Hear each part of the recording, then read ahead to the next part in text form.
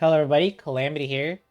Today's video is going to be about the Kirara Envisaged Echo Challenge, also known as Cat Upon the Eaves. There's two parts of it, and we're going to show you how to do both.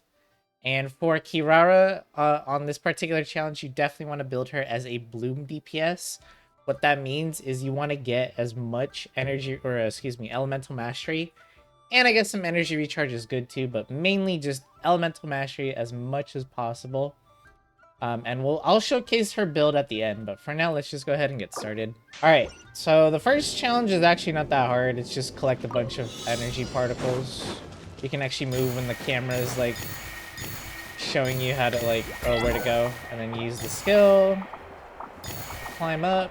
The hitboxes for the particles are very, very generous, so don't worry about missing them. They're very big.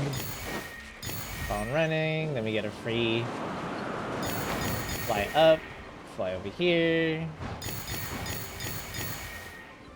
You can even, well, you don't want to climb like this. It's faster to use the cat box form. And it's less stamina consumption.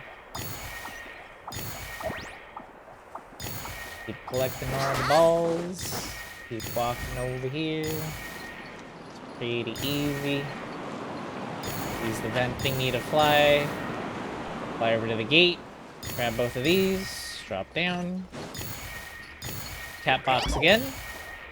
This time we do to the side. Be careful of these flowers. They're not your friend. You do not want to collect those. Cat box will end. We can drop safely. Run over this way.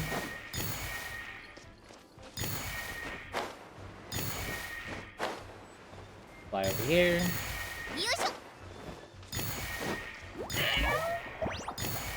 Oops. Well, I kind of used my cat box a little early here. Let's go ahead and cancel it.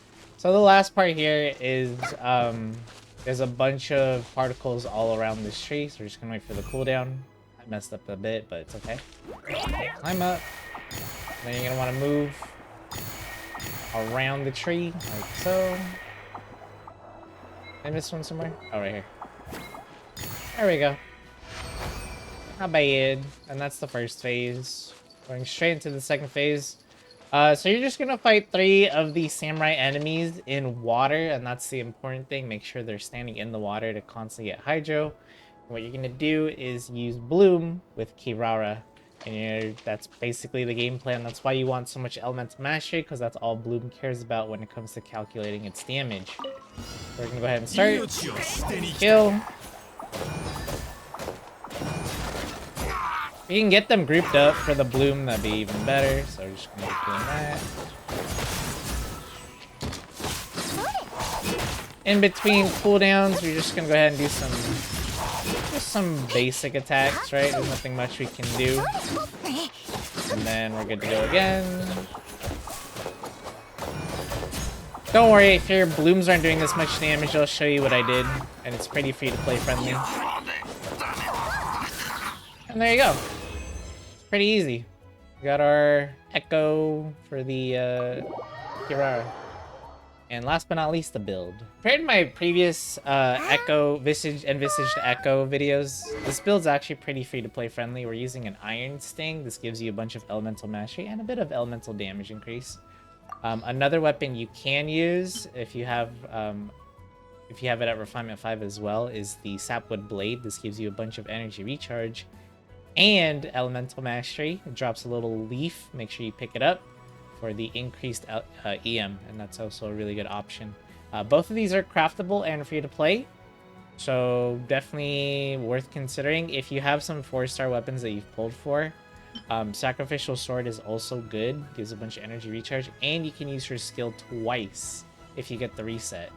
So you basically just get non-stop Blooms, but as you can see, even without it, it was definitely doable with plenty of time remaining. So totally up to you. And of course, if you have any 5-star Elemental Mastery OP weapons, feel free to use those as well.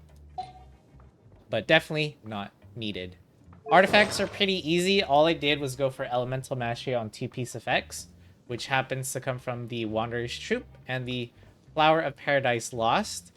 And that's pretty much it. Elemental Mastery is your main stat on the Sands, the Goblet, and the Circlet. And I quickly just threw it together. And if you want to do the, throw something quickly as well, what you want to do is you want to click the Fast Equip option here and go to Custom Configuration. And then just tell it Elemental Mastery, Elemental Mastery, Elemental Mastery for your main stats. And then the set types, you just want Flower of Paradise Lost and Wondrous Troop. Now, something else I'll recommend if you don't have, let's just say you don't have access to the flower yet. You could also do, for example, 4-piece Gilded Dreams, although you won't get a lot of value from it. You can also do, 2-piece Gilded Dreams. You don't have to do the 4-piece. Gilded Dreams works as well. Or you can also even go something like Deepwood Memory 4-piece as well. Because when your skill or burst hits an opponent, they lose Dendro resistance, which means more bloom damage. So definitely an option you can consider if you're doing that. Because I'm pretty sure most of you have Kirara built as a shielder, and that's not wrong, right? That's the most recommended way to build her. But just for that particular damage, because you have no teammates, you need your Kirara to do a bit more damage with her blooms, and that's why we had to change up her build a little bit. But yeah, there's plenty of options. You don't have to do exactly what I did, but mine's just like an easy way to do it. And yeah, just get a bunch of, you know, just bunch of Elemental Mastery as much as you can. Make sure for the minor affixes, your priorities are Elemental Mastery and Energy Recharge. You don't have to put energy or HP percentage. In fact, this can be removed. And you can probably put that here as a secondary one. And then you don't want to, if you're okay with swapping your artifacts around, then I guess you can click all here. But if you don't want to do any artifact swapping because it's tedious and annoying, you know, just feel free to only use the ones that you aren't using right now, and then just click generate. And then like so, it will pick the set for you, and then it will automatically equip all of it. I did have to upgrade some of them to +20, but you know, it's just whatever. And my Kirara's Elemental Mastery is at 885, and we were able to clear the challenge very, very easily. And then if you want to swap back to your shield-based build, right, it's just as easy. You just need to go back to the Fast Equip again, Custom Config, and then what you want to do is go back to HP percentage for all three, like that. And then instead of Flower of Paradise Lost and Wondrous Troop, we want, you know, Tenacity of the Millith or Voracash's Glow. Forgot to mention, you can also do the 2-piece of Deepwood Memories as well, because it gives you Dendro damage bonus. And here, we want HP percentage back up. Excuse me. We want to remove this here and change this to HP percentage. And then you can put like Elemental Mastery on the bottom, I guess. And then if you're using like a Favonius sword, you can give her crit rate as well. Like so. And then we generate back our set, and there you go. We have our Kirara set back. She's now being a shielder again, and then we can swap her weapon with I swapped her weapon with Cookie Shinobu's, because that's my Hyper Boom DPS. And there you go. My Kirara is back to what she was before. Everything's set, and that's how you do the challenge. If this video was helpful to you, don't forget to leave a like and or subscribe to the channel. Helps me out a lot. And I'll see you guys in the next video. If there's something you want to see a guide for, let me know in the comments.